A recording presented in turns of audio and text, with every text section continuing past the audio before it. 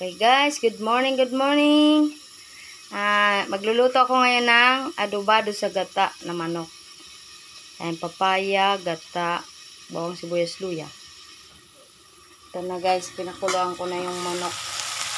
Ayan siya guys. Pinakuluan ko na at magigisa na ako ng bawang sibuyas, luya. Eto guys, nagigisa na ako ng bawang sibuyas, luya. At mamaya, ito, tanlad. Ilalagay ko siya sa gata. Ito na guys, nagpapakulo na ako ng gata. Ilagay ko na siya sa ginisa kong bawang sibuyas, luya. Lalagyan natin ng timpla. Paminta, ginisa. Ay! Nalunod guys. Gusto maglangoy. Yan, paminta at ginisa. Mix lang yan guys. Yan lang. Panimpla ko dyan. At saka asin. Ayan, asin. Tapos, lagyan natin ng kaunting sugar. Ayan, lagyan natin yung tanlad para mas malasa.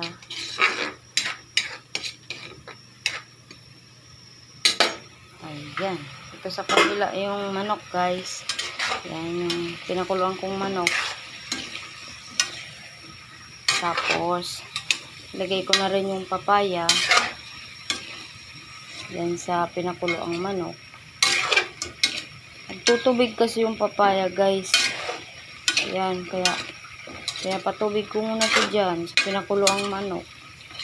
Tapos pag nawala na yung tubig, lalagay ko na yung gata na pinakuluan. Yan siya guys. Sarap yan guys mamaya. Yan yung gata niya na ilalagay ko sa manok. Okay guys, wala nang tubig guys. Yan. Pwede ko na ilagay itong kumukulong gata. Tayo na natin. Ibuhos na natin dito. Ayan guys. Buksan natin. Ito ginagawa ko guys kasi para tipid sa gata ba. Kaya pinapakuluan ko muna yung mga karne. Ganun din pag pagluluto ako ng mga gulay. Pakuluan ko muna yung gulay para tipid sa gata. Tapos pag wala ng tubig, saka ko ilalagay yung gata. Ayan guys, antay na lang natin yan. Kumulo. Okay guys, ito na siya guys. Malapit na siya maluto. Lalagyan ko po siya ng suka.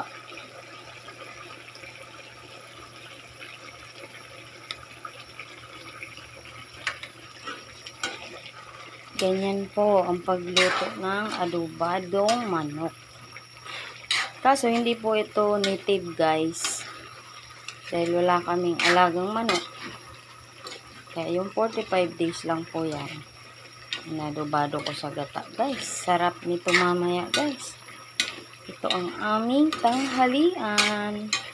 Yan. Thank you sa nagbigay ng papaya sa aking pamangkin. Rosete. So yummy. Sarap guys. Yan guys. Lapot na ng gata guys. Oh. Diba? Tipid sa gata. Isang nyug lang yan guys. Ayan. Ang aking adobadong manok. Sarap na guys.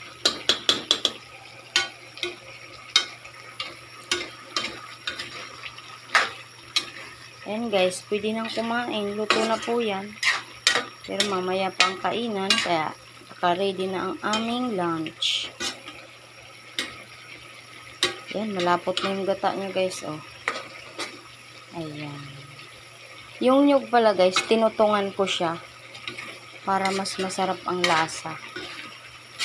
Saka ko siya ginata nang may tutong na yung sapal. Yung kinayod kong nyug. Okay guys, pwede na to guys. Oh. Kasi ang lapot na niya guys. Ayan. so yummy, yummy, yummy. Yan, with tanlad. Okay guys, pwede na yan guys.